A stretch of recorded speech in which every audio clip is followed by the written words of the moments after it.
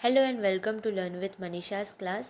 आज हम करने जा रहे हैं क्लास 9th का मराठी सब्जेक्ट का चैप्टर 3 बेटा मी एक तो आहे, जिसे लिखा है व पु काड़े ने। इनका पूरा नाम वसंत पुरुषोत्तम काड़े, जन्म 1932 और मृत्यु 2001। कथा लेखक, निबंधकार, नाटककार, कादम्बरीकार, स्टोरी राइटर हैं, कॉम्पो राइटर हैं, प्ले राइटर हैं और नॉवेलिस्ट हैं। लोंब करणारी माणस, पण माझ्या हातानी, पेन सलामत तो, गुलमोहर, कर्मचारी, का रे भुल्लासी, एक सखे, वन फॉर द रोड, माया बाजार, स्वर, संवादिनी, वलय इत्यादि कथा संग्रह। अब ये जितने भी हेडिंग्स मैंने पढ़ी, ये थी कलेक्शन ऑफ स्टोरीज, जो कि किसने लिखी है? व पु काड़े ने। ही वाट एकटीची, पार्टनर इत्यादि कादंबरी लेखन प्रसिद्ध। ये जो दो हेडिंग्स मैंने पढ़ी, ये क्या हैं? नॉवेल्स के नेम हैं जो कि फेमस हैं। आकर्षक कथानके, ओघवती निवेदन शैली आणि चटपटीत संवाद यामुळे त्यांच्या कथा वाचक प्रिय आहेत। अब ये उनके लेखन की खासियत बताई गई है। आकर्षक कथानके मीन्स एक अट्रैक्टिव स्टोरी लाइन। ओघवती निवेदन शैली मीन्स इनका जो फ्लुएंट और इंगेजिंग बोलने का अंदाज़ है वो। आणि चटपटीत संवाद, और जो इनके चटपटे डायलॉग्स हैं, इनकी वजह से ही इनकी जो स्टोरी है वो बहुत ही ज़्यादा वाचक प्रिय होती है। तो आइए शुरू करते हैं। इस स्टोरी में क्या है? संगीत कलेवर जीवापाड प्रेम करणारे वडील व त्यांच्या अपघातामुळे संगीत सेवेपासून अंतरलेल्या वडिलांच्या सौख्यासाठी धडपडणारा मुलगा यांचे भावस्पर्शी वर्णन प्रस्तुत पाठात लेखकाने केले आहे। मीन्स संगीत कला से जीवापाड प्रेम करने वाले वडील और उनके जीवन में किसी अपघात की वजह से, किसी दुर्घटना की वजह से उनका संगीत से टूटता नाता और उनकी खुशी के लिए धड़पड़ करता हुआ संगीत सीखता हुआ मुलगा, इसका एक भावस्पर्शी वर्णन जो है इस पाठ में लेखक ने किया है। तो बिना देर गवाए शुरू करते हैं। तिसरी घंटा घड़घड़ली व बाहेरचा संमिश्र कोलाहल बंद पडला। जैसे ही तीसरी घंटी बजी, जो बाहर का मिक्स शोर था वो बंद पड़ गया। उगीचच इकडून तिकडे वळणाऱ्या माना स्टेजच्या दिशेकडे स्थिर झाल्या, और जो इधर उधर दौड़-भाग करते लोग थे वो मानो स्टेज की तरफ स्थिर हो गए हों। लोकांचे लक्ष आता आपल्याकडे आहे यांची खात्री वाटतात मी गंभीर आवाज़ात बोलायला सुरुवात केली। लोगों का ध्यान अब हमारी तरफ है, ऐसा पता चलते ही मैंने क्या किया? गंभीर आवाज़ में बोलना शुरू किया। और ये कौन बोल रहा है? जो इस शो का होस्ट है वो बोल रहा है। सभ्य स्त्री पुरुष हो, माझ्या वादन विद्यालयाचा हा पहिला जाहीर कार्यक्रम आहे। सो लेडीज़ एंड जेंटलमैन, मेरे वादन विद्यालय का ये पहला जाहीर मीन्स लाइव कार्यक्रम, लाइव कॉन्सर्ट है। आपल्या चरणी ही कला सादर करताना मला अतिशय आनंद वाटत आहे। आप सभी के साथ ये कला सादर करते हुए मुझे बहुत ही खुशी हो रही है। आपण शांतपणाने या सर्व कार्यक्रमाचा आस्वाद घ्यावा अशी आपल्याला नम्र विनंती करून मी कार्यक्रमाला सुरुवात करतो। आप सभी शांतिपूर्वक इस कार्यक्रम का मज़ा लेंगे, ऐसी मैं विनम्र विनंती करते हुए इस कार्यक्रम की क्या करता हूँ? शुरुआत करता हूँ। आजच्या कार्यक्रमाची सुरुवात शिरीष भागवत यांच्या फिडलवादाने होईल, और आज की इस कार्यक्रम की शुरुआत शिरीष भागवत इसके फिडलवाद से होगी। हा विद्यार्थी माझ्या विद्यालयात नुकताच शिकायला आला आहे, और ये जो विद्यार्थी है मेरे विद्यालय में नया नया सीखने आया है। कलेच्या प्रांतातील हा नवखा मुसाफिर आहे, और कला की इस दुनिया में ये एक नया मुसाफिर है। हे लक्षात घेऊन आपण त्याच्या हुशारीचे कौतुक करावे, और ये बात ध्यान में रखते हुए हमें उसे मोटिवेट करना है। उसके हुशारी का कौतुक करते हुए, उसकी तारीफ़ करते हुए ही विनंती, ये मेरी रिक्वेस्ट है। एवढे बोलून मी शिरीषकडे पाहिले, और इतना बोलकर मैंने शिरीष की तरफ देखा। मला या मुलाची अतिशय भीती वाटत होती। अब ये मन ही मन सोच रहा है, क्या सोच रहा है कि मुझे इस बच्चे को ये शो नहीं देना था. मला या मुलाची अतिशय भीती वाटत होती. मुझे इस बच्चे का बहुत डर लग रहा था. खरे सांगायचे म्हणजे माझ्या मनातून मला शिरीषला कार्यक्रम द्यायचा नव्हता. सच बोलूं तो मुझे शिरीष को ये कार्यक्रम देना ही नहीं था. कारण नुकताच शिकायला लागलेला हा विद्यार्थी माझ्या विद्यालयाचे नाव खराब करेल यांची मला खात्री होती. रीज़न ये था कि नया नया सीखने लगा ये जो स्टूडेंट है मेरा, ये मेरे विद्यालय का नाम खराब करेगा, इस बात का मुझे डर था. म्हणूनच मी त्याला कार्यक्रम देण्याचे टाळत होतो. और यही एक रीज़न था कि मैं इस बच्चे को कार्यक्रम नहीं देना चाहता था. अब यहाँ पे होस्ट बता रहे हैं कि इनका पहला लाइव कॉन्सर्ट है इनके विद्यालय का, और ये जो शिरीष भागवत है ये इस कार्यक्रम की शुरुआत फिडलवाद से कर रहे हैं. लेकिन यहाँ पे होस्ट क्या कह रहे हैं कि मुझे जो है शिरीष को ये कार्यक्रम नहीं देना था क्योंकि ये नया नया सीखने लगा था और इस कला के नए प्रांत में ये एक नया मुसाफिर था. मीन्स नया नया सीखने लगा था और उसने ज़्यादा कुछ नया सीखा नहीं था फिडलवाद में. तो इसे डर था कि इसका जो ये पहला कॉन्सर्ट है जो कि बहुत ही ज़रूरी होता है, इसके बाद ही लोग क्या करेंगे, एडमिशन्स लेंगे उसके स्कूल में. ये एक तरीके का एडवर्टाइजमेंट काइंड ऑफ कार्यक्रम है, पहला लाइव कॉन्सर्ट है जिससे वो लोगों तक अपनी कला पहुंचाएगा एक स्टूडेंट के थ्रू. तो उसे डर था कि हो सकता है ये नया नया जो सीख रहा है इस कार्यक्रम को ख़राब कर दे, तो उसे ये कार्यक्रम नहीं देना चाहता था. आगे बढ़ते हैं. मी शिरीषकडे पाहिले. मैंने शिरीष की तरफ देखा. त्यांच्या चेहऱ्यावर ढीठपणा व आत्मविश्वास पुरेपूर प्रतिबिंबित झाला होता. उसके चेहरे पर एक ढीठपणा था और आत्मविश्वास पूरी तरह से कॉन्फिडेंस जो है दिखाई दे रहा था. पण त्यांचे हे अवसान फार वेळ राहणार नाही हे मी ओळखून होतो. लेकिन इसका ये जो अवसान है वो ज़्यादा देर तक टिकेगा नहीं ये मैं देख पा रहा था. पडद्यावर जाऊन बाहेरचा श्रोतवृंद नजरेला पड़ताच त्याचा हा धीर सुटेल यांची मला खात्री होती. जैसे ही पर्दा ऊपर होगा तो जो ऑडियंस हैं उनकी नज़र जब इस पर पड़ेगी तो इसका जो ये आत्मविश्वास है ये चला जाएगा, इसकी मुझे पूरी तरह से खबर थी. शिरीषने खूण करताच मी पडदेवाल्याला इशारा केला आणि पडदा झरझरवर गेला. जैसे ही शिरीष ने मुझे इशारा किया, मैंने पर्दे वाले को इशारा कर दिया और पर्दे वाले ने पर्दा झरझर ऊपर किया. फुटलाईटच्या झगझगीत प्रकाश डोळ्यावर पडता शिरीषने डोळे मिटून घेतले. जैसे ही फुटलाइट का प्रकाश शिरीष के ऊपर पड़ा तो उसकी आंखें जो है उस झगझगीत प्रकाश की वजह से बंद हो गई. त्या प्रकाशांची डोळ्यानं जराशी सवय झाल्यावर शिरीषला संबंध श्रोतवृंद दिसला आणि त्याच क्षणी त्यांच्या मनाची झालेली चलबिचल त्यांच्या चेहऱ्यावर स्पष्ट दिसू लागली.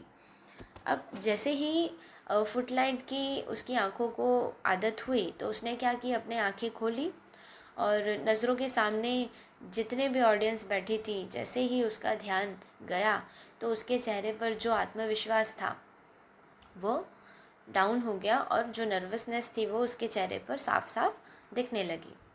तो गडबडून गेला आहे मी ओळखले और वो नर्वस हो गया है ये मैंने पहचान लिया था. त्याला आता सावरून धरणे शिक्षक या नात्याने माझे कर्तव्य आहे और एक शिक्षक होने के नाते उसे संभाल कर लेना ये मेरा कर्तव्य है.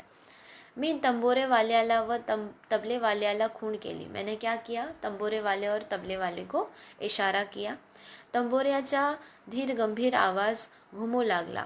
तंबोरे वाले ने क्या किया, तंबोरा बजाना शुरू किया. शिरीषने डोळे मिटून कुणाचे तरी ध्यान केल्यासारखे दिसणे व पुन्हा त्याचा चेहरा पूर्वीच्या आत्मविश्वासाने न्हाऊन निघाला व हलकेच त्याने षड्ज लावला.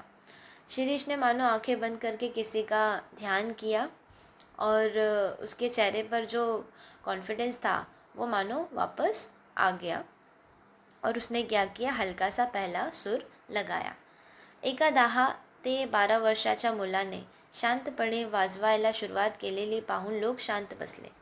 एक 10 से 12 साल के बच्चे को फिडल बजाते हुए देख शांतिपूर्वक पहला सुर उठाते देख शुरुआत करते ही लोग जो है शांत होकर उसे देखने लगे।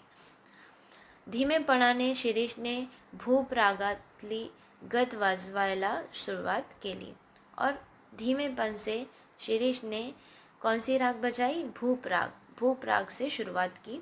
तेज ते सूर, मात्रेचाही फरक नाही, तो शांतपणे वाजवू लागला आणि आजपर्यंत बसला नव्हता एवढा धक्का मला बसला। तेज ते सुर, वही थे वे सुर, मात्रेचाही फर्क नहीं, जैसे सुर मैंने उसे सिखाए थे बिल्कुल भी फ़र्क नहीं था उन सुरों में। तो शांतपणे वाजवू लागला और शांतिपूर्वक वो जो है बजाने लगा। आणि आजपर्यंत बसला नव्हता एवढा धक्का मला बसला, आज तक नहीं बैठा था इतना बड़ा धक्का मुझे लगा। कानावर विश्वास बसेना, कानों पर मुझे विश्वास नहीं हो रहा था। नज़रें वर ही बसेना, ना ही मुझे नज़रों पर अपने विश्वास हो रहा था।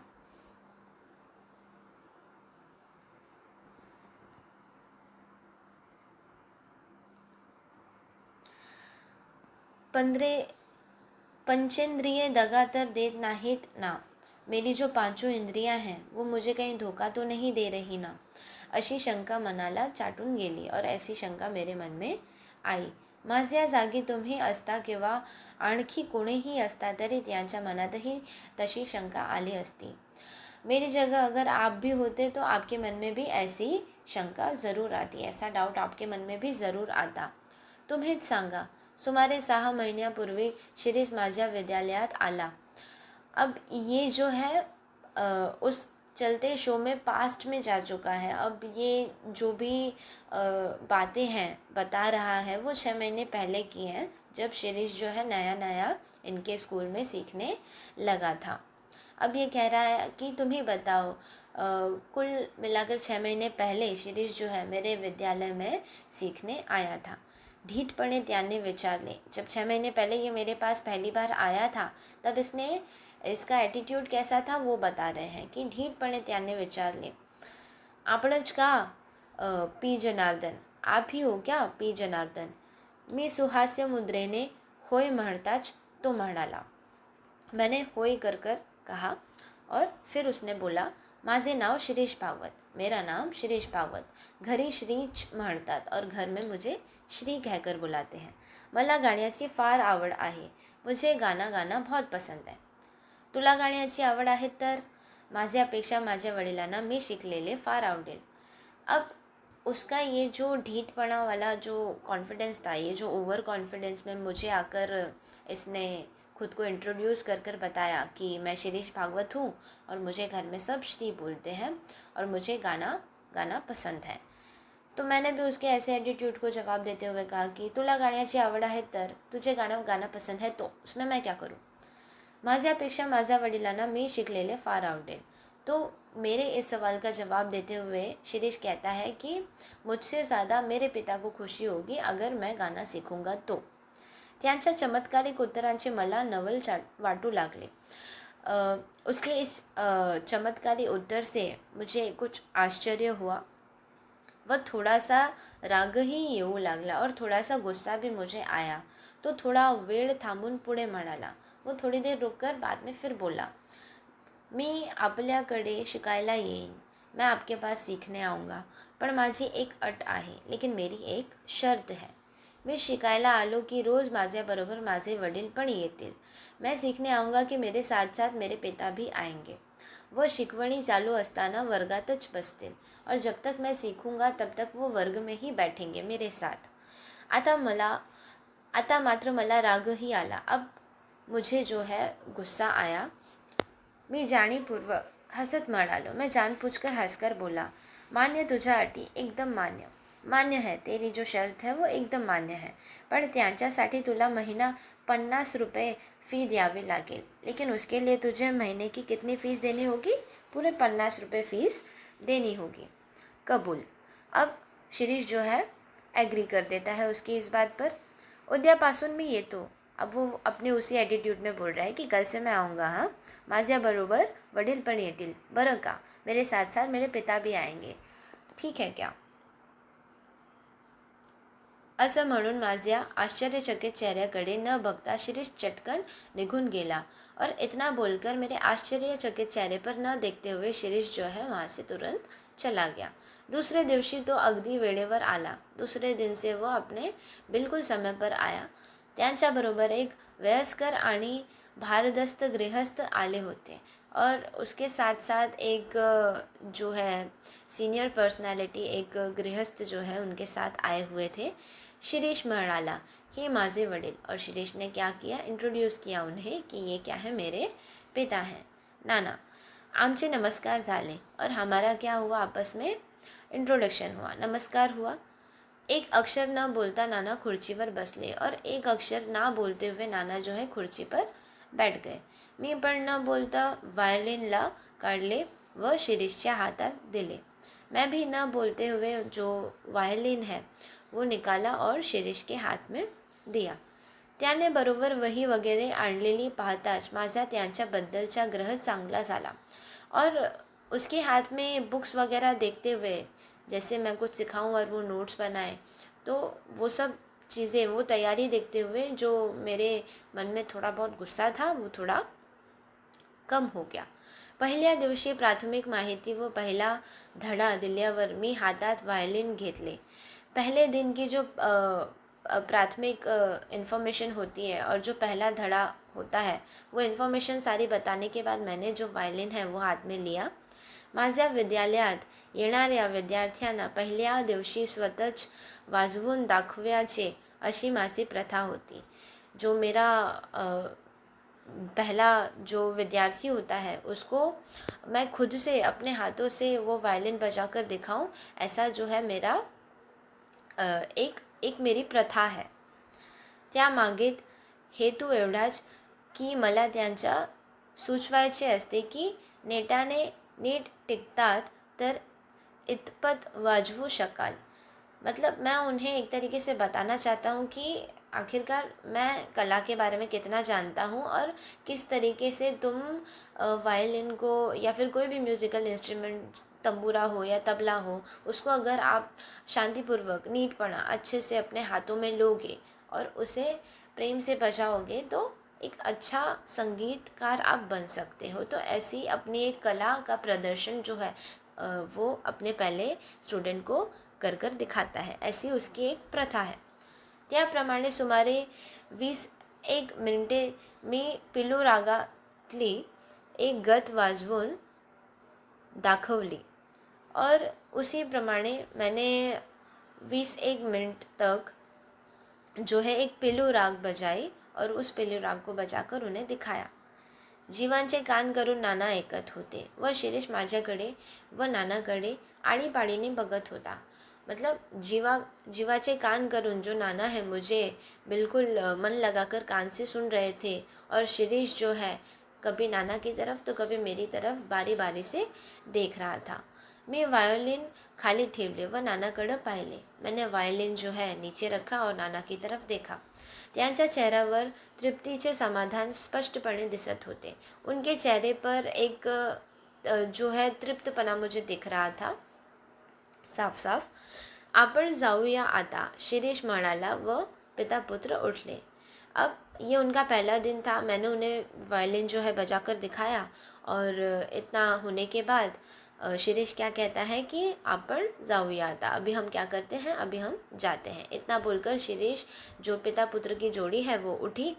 मीच आपण होऊन विचारले, मैंने ही खुद से पूछ लिया, काय कसं काय वाटलं एकंदरीत, मतलब कैसे बजाया, मैंने खुद से ही होकर पूछा। वाह उत्कृष्ट, वाह क्या बात है, त्याबद्दल प्रश्नच नहीं, आपके तो इसका प्रश्न ही नहीं है, मतलब बहुत बढ़िया बजाया आपने, इसका तो कोई सवाल ही नहीं उठता, बहुत अच्छा बजाया आपने। शिरीष ने मध्ये उत्तर दिले। शिरीष ने क्या किया, बीच में ही उत्तर दिया। एक्चुअली वो पूछ किससे रहा था, नाना से पूछ रहा था, लेकिन उसने ही बीच में बढ़कर जो है, जैसा उसका एटीट्यूड है, बीच में उठकर ही उसने उत्तर दे दिया कि वाह बहुत अच्छा बजाया आपने, इसका तो कोई सवाल ही नहीं उठता, आप बहुत अच्छा बजाया। मला त्यांच्या आगाऊ स्वभावाचा राग आला। फिर से मुझे उसके इस ऐसे बिहेव का बहुत गुस्सा आया। आपण कुठं असता कामाला, भोचकपणे शिरीषने पुन्हा म्हणाला. मला वाटले की मध्ये मध्ये बोलल्याबद्दल नाना शिरीषला दम भरतील, पण त्या उलट ते कौतुकाच्या नजरेनेच त्यांच्याकडे पाहत होते. मुझे लगा कि शिरीष ये जो बीच बीच में आकर बोल रहा है, मेरी बात को काट कर बोल रहा है, इसकी बात सुनकर नाना जो है इसे डांटेंगे, बीच में बोलने को रोकेंगे. पण त्या उलट ते कौतुकाच्या नजरेत त्यांच्याकडे पाहत होते. लेकिन उसे डांटने की वजह जो है एक उनके चेहरे पे एक कौतुक था, एक एक्साइटमेंट थी किसको लेकर, शिरीष को लेकर, और वो कौतुक भरी नज़रों से जो है उसकी तरफ देख रहे थे.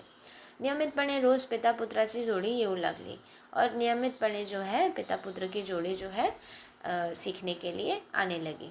शिरीषची प्रगती पाहून मात्र प्रसंगी मी पण आश्चर्यचकित होत होतो और शिरीष की प्रगति को देखते हुए मैं भी जो है बहुत ही ज़्यादा आश्चर्यचकित हो रहा था.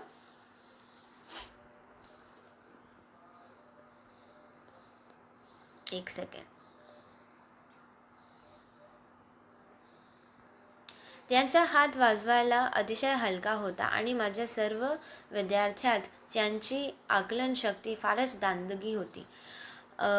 उसका जो हाथ था वायलिन बजाने में बहुत ही हल्का था और मेरे सभी स्टूडेंट्स में जो शिरीष की आकलन शक्ति थी, मीन्स जल्दी सीखने की क्षमता, वो बहुत ही ज़्यादा तेज थी.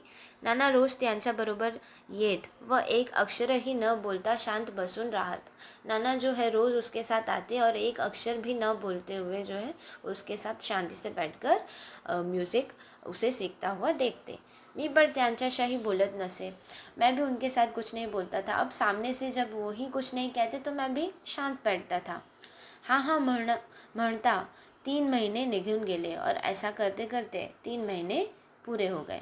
आणखीन 3 महिन्यांनी होणाऱ्या माझ्या विद्यालयाच्या प्रथम कार्यक्रमात आपण शिरीषला कार्यक्रम द्यायचा असा मी निश्चय करून टाकला आणि त्यानुसार मी शिरीषला म्हणालो, शिरीष अशीच प्रगति कायम राहू दे.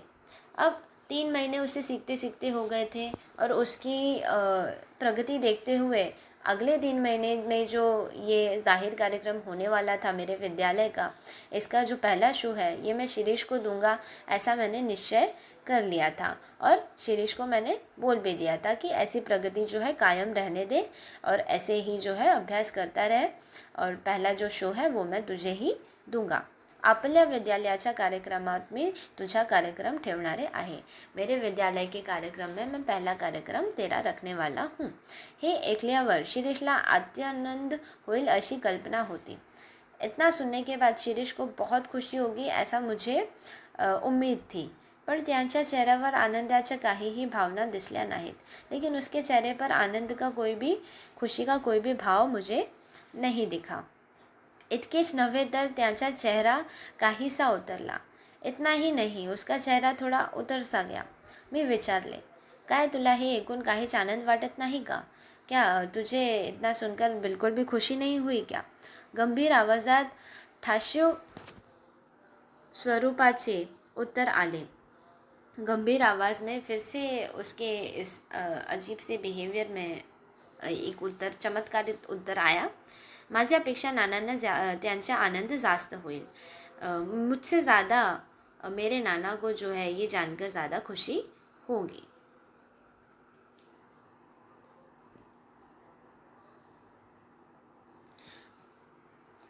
पिता पुत्र गेले आणि प्रत्येक वेळी मिळणाऱ्या शिरीषच्या तऱ्हेवाईक उत्तरांचे आश्चर्य करीत मी बसलो. पिता पुत्र की जोड़ी वैसे ही चली गई और प्रत्येक वेळी मिळणाऱ्या शिरीषच्या, हाँ, पिता पुत्र की ये जोड़ी और हर रोज़ शिरीष से मिलने वाले ऐसे चमत्कारिक उत्तर से मैं आश्चर्यचकित होकर सोचता हुआ बैठ गया. प्रत्येक वेळी तो नानाचे नाव का घेतो व नाना अगदी रोज त्याच्याबरोबर येतात, यांचे रहस्य काय असावे या प्रश्नाचे उत्तर मला सापडेना. हर रोज़ नाना जो है शिरीष के साथ क्यों आते हैं और इसका रहस्य उसे नहीं समझ आ रहा था. इस प्रश्न का उत्तर उसे नहीं मिल रहा था. कि हर रोज़ जो है नाना के साथ शिरीष के साथ नाना क्यों आते हैं, और बार बार जो है शिरीष नाना का नाम क्यों लेता है। मीन्स संगीत तो शिरीष सीखने आया है ना, लेकिन हर बार जब मैं संगीत से रिलेटेड कुछ भी सवाल जवाब करता हूँ या उसकी तारीफ़ करता हूँ, तो वो हर बार जो है खुशी न जाहिर करते हुए नाना का नाम लेता रहता है कि मेरे बदले नाना को खुशी होगी, मेरे बदले नाना को ज़्यादा अच्छा लगेगा। तो ऐसे चमत्कारिक उत्तर सुनकर उसे बहुत ही ज़्यादा आश्चर्य हुआ और वो इन्हीं प्रश्नों को सोचने लगा। याशिवाय आणखीन एक शंका माझ्या मनात वरचेवर येत असे, और इसके अलावा एक और शंका उसके मन में आ रही थी, किसके, लेखक के। ती म्हणजे नाना जवळ असताना शिरीष मोकळ्या मनाने व्हायोलिन वाजवत नसावा ही. दुसरेच दिवशी शिरीष आला नाही. त्यांचा हा पहिला खाडा. और पहला जो मन में एक और सवाल, जो एक और शंका उसके मन में आती थी, वो ये कि ती म्हणजे नाना जवळ असताना शिरीष मोकळ्या मनाने वायलिन वाजवत नसावा ही. यही कि नाना के पास होते ही शिरीष जो है पूरे मन से जो है वायलिन बजाया करता था.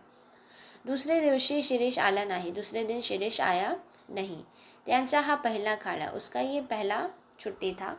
नसेल एखाद वेळेस जमले, हो सकता है एखादा दिन नहीं जमा होगा, असे मी समाधान करून घेतले और ऐसा मैंने मानकर छोड़ दिया उस बात को. पर त्यांच्या दुसऱ्या दिवशी सुद्धा शिरीष आला नहीं. लेकिन उसके दूसरे दिन भी शिरीष नहीं आया. चौथा दिवस गेला. ऐसे ही करते करते 4 दिन हो गए. 5वां गेला. 5 दिन हो गए आणि तसेच 15 दिवस गेले और ऐसा करते करते 15 दिन हो गए. शिरीषचा पत्ता नव्हता. शिरीष का पता नहीं था. 16व्या दिवशी एक मनुष्य निरोप व फीचे पैसे घेऊन आला. 16वें दिन एक मनुष्य जो है अपने साथ एक मैसेज और फीस के पैसे लेकर आया था. नाना आजारी असल्यामुळे शिरीष येऊ शकणार नाही. नाना बीमार है, इस वजह से शिरीष नहीं आ सकता, ऐसे तो म्हणाला. ऐसा उसने मैसेज मुझे दिया. थोड़ी आशा त्रांग्यान मी म्हणालो. थोड़ा गुस्से में ही, थोड़ा चिड़चिड़े स्वर में मैंने बोला, नानाशी त्याला काय करायचे आहे. नाना से उसको क्या लेना देना है. इकडे कार्यक्रम जवळ येत चालला आहे. यहाँ कार्यक्रम जो है पास आ गया है. त्यांचे काय, उसका क्या. शिरीष आला नहीं. शिरीष आया नहीं.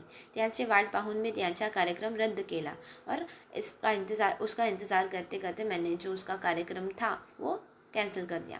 त्यांचे नाव पण काढायचे नाही. उसके नाम भी नहीं निकालूंगा इस कार्यक्रम में, असे ठरवून मी बाकीचे विद्यार्थी तयार केले. और ऐसा डिसाइड करके मैंने दूसरे स्टुडंट्स को तयार करना शुरू किया. समारंभाचा दिवस उगवला आणि सकाळपासून शिरीषच्या आठवणीने मी उगाचच बेचैन झालो होतो. समारंभाचा दिवस उगवला और समारंभ का जो दिन है वो डिसाइड हुआ आणि सकाळपासून शिरीषच्या आठवणीने मैं उगाचच बेचैन झालो होतो. और सुबह से शिरीष की यादों से मैं बहुत ही ज़्यादा बेचैन हो गया था. सकाळची इतर कामे आटपून मी जरा स्वस्थ बसतो तोच दारात शिरीष उभा. और सुबह के जो भी काम है वो सभी ख़त्म करके मैं बैठने ही जा रहा था, तो बैठते ही बैठते मैं क्या देखता हूँ कि दरवाजे पर कौन खड़ा है, शिरीष. मी ताड़कन उभा राहिलो व त्यांच्या जवळ गेलो. मैं तुरंत खड़ा हो गया और उसके पास गया. अरे तुझा पत्ता तरी काय. अरे तेरा पता क्या है. आणि आज एकटाच कसा काय. और आज अकेले कैसे आया तू. नाना कसे नाहीस बरोबर. नाना क्यों नहीं है तेरे साथ. इकडची दुनिया तिकडे होईल ना.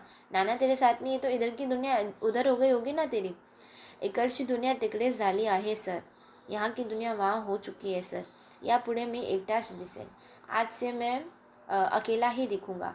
माझे नाना कायमचे गेले सर. हो, मेरे नाना हमेशा के लिए चले गए सर. बऱ्याच सांत्वनानंतर त्याने विचारले, आज आपल्या विद्यालयाला कार्यक्रम ना. मी खिन्नपणे हो म्हणालो. और जैसे ही मैंने उसको थोड़ी सांत्वना दी तो थोड़ी सांत्वना पाकर उसने फिर पूछा, आज हमारे विद्यालय के कार्यक्रम का पहला शो है ना सर. तो मैंने खिन्नपणे से हो कर बोला, मग मला आज कार्यक्रम द्या. फिर मुझे आज कार्यक्रम दो. नाही म्हणू नका सर. और ना ही मुझे मना मत करना सर. एवढीच इच्छा पुरवा. मेरी बस ये इच्छा पुरी कर दो. तो असे म्हणाल्यावर मात्र माझ्यातला शिक्षक जागा झाला और जैसा ही उसने कहा तो मेरे अंदर का शिक्षक जो है वो बाहर आ गया. मी सौम्य आवाजात म्हणालो. मैं बहुत ही सॉफ्टली धीम्या आवाज में उसे कहा, शिरीष, मी तुझ्या भावना ओळखतो. मैं जो तेरी भावना है वो समझता हूँ. पण आज माझा नाइलाज आहे. लेकिन मैं आज नाइलाज हूँ. आजच्या या पहिल्या कार्यक्रमावरच आपल्या विद्यालयाची इब्रत अवलंबून आहे. आज के इस पहले कार्यक्रम पर मेरे विद्यालय की जो एक तरीके से पूरी इज़्ज़त दाव पे लगी है. एक तरीके का ये पहला शो होने जा रहा है, तो इसी शो से लोग जो है अंदाज़ा लगाएंगे कि मैं कितना अच्छा गुरु हूँ. तो मैं कितना अच्छा सिखाता हूँ ये एक स्टूडेंट के थ्रू ही मैं बताऊँगा. तो तभी क्या हो सकता है, मेरे पास और स्टूडेंट्स आ सकते हैं. तो ये एक तरीके का जो शो है बहुत ज़रूरी आहे मेरे लिए. त्यातून तुझी 2 महिने गैरहाजिरी लगलेली और ऊपर से तेरी जो है 2 महीने से एब्सेंटी लगी हुई है. तूच सांग, मी तुला कार्यक्रम कसा काय देऊ. अब तू ही बता, मैं तुझे ये कार्यक्रम कैसे दे दूँ. अगतिक होऊन शिरीष म्हणाला. अगतिक मतलब एकदम अटी, एकदम ज़िद पे आकर शिरीष बोला, सर माझी एवढी एकच विनंती मान्य करा. सर प्लीज़ मेरी ये जो एक ही इच्छा है इसे आप पूरा करो. मला आज वाजवू दे. मुझे आज वायलिन बजाने दो. नंतर जन्मात हात लावणार नाही वायलिनला. इसके बाद मैं अपने जीवन में कभी भी वायलिन को हाथ नहीं लगाऊंगा. तो पुढे जन्मभर वाजव, पण आज वाजवू नको. लेकिन जो शिरीष के गुरु हैं वो क्या कहते हैं कि तू इसके बाद जन्म भर बजा वायलिन, लेकिन आज बिल्कुल मत बजा. तुझी मनस्थिती ही आज बरोबर नाही. तेरी मनस्थिती ही आज बराबर नहीं है. मला परवानगी दिली तर माझी मनस्थिती आपोआपच सुधारेल. अगर आपने मुझे वायलिन बजाने की परमिशन दी, इस शो की शुरुआत करने की परमिशन दी, तो मेरी मनस्थिती अपने आप ही ठीक हो जाएगी. शेवटी त्याचे दुःखित मन पुनः आणखी कशाला दुखवा असा विचार करून मी त्याला परवानगी दिली. अब वो पहले से ही इतने दुख में है, अपने नाना के गुजर जाने के दुख में. तो उसके इस दुख को देखते हुए मेरे भी मन में जो है एक तरीके से दुख भी आया और मैंने ऐसा विचार करते हुए दुखी मन से उसे परमिशन दे दी. मात्र पहिलाच कार्यक्रम त्याचा ठेवला असेल मी ठरवले. सिर्फ और सिर्फ पहला ही कार्यक्रम उसका रखूँगा ऐसा मैंने डिसाइड किया. त्याचप्रमाणे मी परवानगी दिली आणि शिरीष वाजवू लागला. और जैसे ही मैंने परमिशन दी और शिरीष बजाने लगा वायलिन. शिरीष कार्यक्रम करण्यात मुरलेल्या एखाद्या वादकाप्रमाणे वाजवत होता. शिरीष जो है कार्यक्रम की शुरुआत में एक जो मुरलेल्या एखाद्या वादक होता है, मतलब एक जो एक्सपर्ट होता है वायलिन बजाने में, जो एक्सपर्ट होता है उसी की तरह बजा रहा था. उसी प्रकार बजा रहा था जैसे मानो कोई एक्सपर्ट बजा रहा हो. इतके शिकला तरी कुठे यायचा मी विचार करत होतो. 2 महीने से यहाँ नहीं आ रहा था तो कहीं और सीखने गया था क्या, ऐसा मैं विचार कर रहा था. आणि त्याहीपेक्षा मला मुख्य प्रश्न असा पडला होता की नवीनच शिकायला लागलेला मुलगा इतके उत्कृष्ट वाजवतो तर जुने मुरलेले विद्यार्थी किती छान वाजतात असतील असेल बाहेरचे लोक म्हणत असणार. तेव्हा यांच्यानंतर वाजवायला कुणाला बसवावे. अब इतके शिकला तरी कुठले याचाच मी विचार करत हूँ. अभी यहाँ नहीं सीखा तो पिछले 2 महीने तक ये जो एब्सेंट था तो कहाँ सीखा होगा इसने. और इससे भी बड़ा प्रश्न उसके मन में ये आ रहा था कि ये जो नया नया सीखने लगा मुलगा है ये इतना एक्सपर्ट के जैसा कैसे बजा रहा है वायलिन. तर अगर सिर्फ कुछ ही दिनों सीखा हुआ बच्चा अगर इतना अच्छा बजा पा रहा है तो काफ़ी टाइम से जो बच्चे सीख रहे हैं मेरे विद्यालय में वो कितना अच्छा बजाएंगे, ऐसा जो है बाहर की ऑडियंस सोच रही होगी. ऐसा लोगों के मन में आ रहा होगा कि ये तो 10-12 वर्ष का बच्चा है. और जो होस्ट है उसने क्या इंट्रोड्यूस किया था कि ये नया नया सीखने लगा है. अगर नया नया सीखने लगा बच्चा 10-12 साल का इतना एक्सपर्ट तरीके से बजा सकता है तो जो पुराने स्टूडेंट्स हैं वो कितना अच्छा बजाते होंगे, ऐसा लोगों के मन में विचार आ रहा होगा. टाळण्याच्या कडकडाटाने मी भानावर आलो और तालियों की गड़गड़ाहट से मैं जो है होश में आ गया। मतलब ये जो 5 से 6 महीने पहले जो शिरीष कैसे इसके पास सीखने लगा था, कैसा उसका स्वभाव था, कैसे वो अपने नाना के साथ रोज़ सीखने आता था, 3 महीने के बाद कैसे अचानक से उसने आना बंद कर दिया और 2 महीने तक वो एब्सेंट रहा। जब शो का दिन हुआ तब शिरीष अचानक से आकर मिला और क्या पता चलता है कि नाना नहीं रहे और पहला शो वो चाहता था जो कि गुरु देना नहीं चाहते थे, लेकिन फिर भी उन्होंने उसकी मनोस्थिति देखते हुए और उसकी रिक्वेस्ट को मानते हुए, उसकी ज़िद को पूरा करते हुए उन्होंने क्या किया, जैसे तैसे इस पहले शो की परमिशन दी और शिरीष ने बहुत अच्छा बजाया। इतना अच्छा बजाया कि वो खुद सोचने लगा कि आखिरकार ये पिछले 2 महीने तक मेरे पास नहीं आ रहा था तो क्या किसी के पास सीखने जा रहा था तो किसके पास सीख रहा था। अब ऑडियंस जो इस 10-12 साल के बच्चे को वायलिन इतना एक्सपर्ट तरीके से बजाते हुए देख रही है तो ज़रूर सोच रही होगी कि नया नया सीखने लगा बच्चा अगर इतना अच्छा बजा रहा है तो जो पुराने स्टूडेंट होंगे वो कितना अच्छा बजाते होंगे वायलिन। आगे बढ़ते हैं।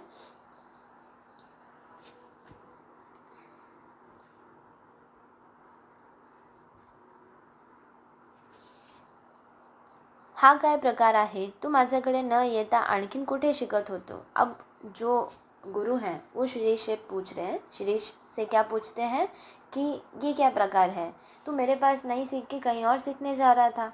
डोळे पुसून शिरीष म्हणाला।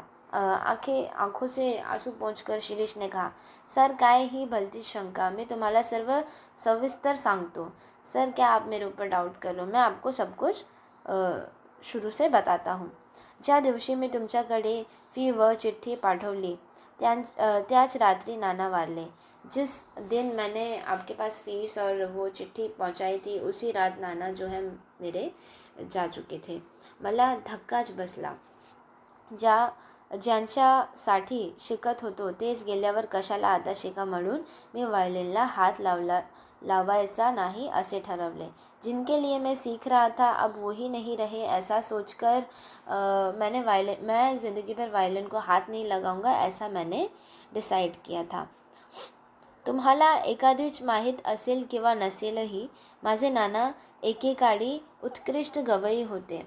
आपको पता होगा कि नहीं ये मुझे नहीं पता, लेकिन मेरे जो नाना थे वो बहुत ही एक्सपर्ट गवई थे।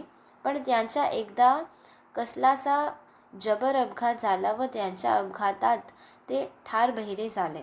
और इतने अच्छे गवई होते हुए भी उनके जीवन में कुछ ऐसा इंसिडेंट हुआ कि एक एक्सीडेंट के बाद वो क्या हो गए, बहरे हो गए। त्यांच्या काहीही ऐकू येत नसे, उन्हें बिल्कुल कुछ भी सुनाई नहीं देता था। होठाच्या हालचालीवरून त्यांच्या काही शब्द समझत, जो होठों के हालचाली के वजह से, जो लिपसिंग के वजह से वो थोड़े बहुत शब्दों को कुछ समझ पाते थे। बहिरेपणाच्या इतर गैरसोयीपेक्षा संगीत सेवा अंतरली याचाच नानांना धक्का बसला और बहिरेपणे की वजह से उनका जो है संगीत से अंतर हो गया और ये जो है उनको उनके मन पर बहुत लग गया। शेवटी त्याने मला काहीतरी वाद्य शिकवण्यासाठी उद्युक्त केले। आगे उन्होंने मुझे फोर्स किया कि मैं कोई म्यूज़िकल इंस्ट्रूमेंट जो है सीखूं। कोणीतरी संगीतशास्त्रासाठी सतत धडपड करत असल्याचे पाहण्यातच त्यांना अमाप सौख्य मिळत होते, म्हणूनच ते रोज़ माझ्याबरोबर येथे येत होते। और मुझे कोई भी संगीत या संगीत से जुड़ा कुछ भी शास्त्र सीखता देख, धड़पड़ करता देख उन्हें बहुत ही खुशी मिलती थी और इसी वजह से नाना जो है रोज़ मेरे साथ आया करते थे। पर त्यांच्या ऐकू काहीच येत नव्हते, लेकिन उन्हें सुनाई कुछ भी नहीं देता था। त्यामुळे मला वारंवार खेद व्हायचा की मी वाजवण्यात कितीही प्रगती व कौशल्य दाखवले तरी माझे नाना काही ते ऐकू शकत नाहीत। या विचाराने मला नानासमोर मोकळेपणा वाटत नव्हता। लेकिन मुझे इस बात का बहुत बुरा लगता था कि मैं चाहे कितना भी अच्छा वायलिन क्यों ना बजाना सीख जाऊँ, मैं चाहे कितना भी अच्छा क्यों ना बजाऊँ, नाना मेरे सुन नहीं सकते। तो उन्हें पता ही नहीं चलेगा कि मैं कितना अच्छा बजा रहा हूँ। तो मेरी ये जो मेहनत है वो बेकार ही जाएगी, ऐसा मैं सोचा करता था। ज्या दिवशी नाना गेले त्याच दिवशी मी ठरवले की संगीत बंद। जिस दिन मेरे नाना मुझे छोड़कर गए उस दिन मैंने सोचा कि आज से संगीत सीखना बंद। पण दुसऱ्याच क्षणी मनात विचार आला, लेकिन दुसरे ही क्षण मन में विचार आया की माझे नाना तेव्हा माझे वादन ऐकू शकत नव्हते, कि मेरे नाना जब मेरे साथ थे, जब जिंदा थे, तब वो मेरा वादन सुन नहीं सकते थे, पण आता माझ्यात शेजारी बसून नक्की ऐकत आहेत। लेकिन कहीं ना कहीं मेरे आसपास उनकी आत्मा बैठकर पक्का जो है मेरा वायलिन बजाना जो है सुनते होंगे। या विचारासरशी लोकांच्या निंदेकडे लक्ष न देता मी त्याच दिवसापासून वायलिन वाजवायला सुरुवात केली। और जिस दिन मेरे नाना चले गए, दूसरे ही दिन मुझे जैसे ही विचार आया, तो जो मैंने डिसाइड किया था कि मैं वायलिन को हाथ नहीं लगाऊंगा, और इसी विचार से कि नाना अब, पहले तो मुझे नहीं सुन सकते थे लेकिन अब तो वो मुझे सुन सकते हैं, ऐसा सोचते हुए मैंने दूसरे दिन से ही क्या किया, वायलिन बजाना शुरू किया, लोगों की निंदा की चिंता न करते हुए। अब देखो, कोई घर में अगर गुजर जाता है या किसी को छोड़कर चला जाता है तो उस घर में गाना बजाना, नाचना, ये सारी खुशी से जुड़ी चीज़ें नहीं होती हैं। तो लोग क्या कहेंगे, लोग क्या सोचेंगे, इस बारे में ना सोचते हुए उसने क्या किया, वायलिन बजाना फिर से शुरू किया। आज सकाळपर्यंत मी कुठे बाहेर पडलो नव्हतो। आज सुबह से मैं कहीं भी बाहर गया नहीं था। 24 तास एकच उद्योग, एकच ध्यास। 24 घंटा एक ही उद्योग था, एक ही काम था। मी सराव करू लागलो, मैं प्रैक्टिस करने लगा। म्हणजे मला भास व्हायचा, मी पुढच्या ताना व सूर मला नानाच सांगत आहे। मुझे ऐसा भास होता था कि आगे का जो सुर है, आगे की जो तान है, वो मुझे नाना ही बता रहे हैं। तबल्याचा ठेका त्यांनीच ठरला आहे, और मानो जैसे तबला का ठेका भी उन्होंने ही लिया है, तबला भी वही बजा रहे हैं, व तंबूराच्या तारावरून पण त्याचीच बोटे फिरत आहेत, और तंबूरा पर जो है उनकी ही उंगलियां फिर रही हैं। आज कार्यक्रमाच्या सुरुवातीला एवढे लोग पाहून मी गडबडून गेलो होतो। आज के कार्यक्रम की शुरुआत में मैं इतने लोगों को देखकर थोड़ा गड़बड़ा गया था, पण डोळे मिटून घेताच नानाची मूर्ति डोळ्यासमोर आले। लेकिन जैसे ही मैंने आंखें बंद की तो नाना की जो छवि है वो मेरे आंखों के सामने आ गए। ते म्हणाले, मानो जैसे वो बोल रहे हों, बेटा वाजव, मी ऐकतो आहे, बेटा वायलिन बजा, मैं सुन रहा हूँ। मला जोर चढला। माझ्या डोळ्यासमोर प्रेक्षक नव्हते, थिएटर नव्हते, कोणी नव्हते, होते फक्त माझे नाना, मी आणि सूर। और जैसे ही मैंने सुना कि बेटा मैं सुन रहा हूँ, तू बजा, तभी मेरे अंदर एक ज़ोर चढ़ा, और मेरे आंखों के सामने कोई प्रेक्षक नहीं था, कोई श्रुतिवृंद नहीं थे, कोई ऑडियंस नहीं थी, कोई थिएटर नहीं था, कोई नहीं था। होते तो होते कौन, मेरे नाना, मैं और मेरे सूर। शिरीष गप्प बसला आणि मी काहीच बोलू शकत नव्हतो। इतना बोलकर शिरीष चुप हो गया, और इसके आगे मैं कुछ भी नहीं बोल पाया। तो इसी के साथ साथ हमारा ये एक्सप्लेनेशन ख़त्म होता है। होप्स आपको ये चैप्टर पसंद आया हो। अगर आपको एक्सप्लेनेशन अच्छी लगी हो तो इस वीडियो को फ्रेंड्स ग्रुप में ज़रूर से शेयर करें, और मेरे इस चैनल को ज़रूर से सब्सक्राइब करें। तो मिलते हैं अगले वीडियो में। Thank you so much.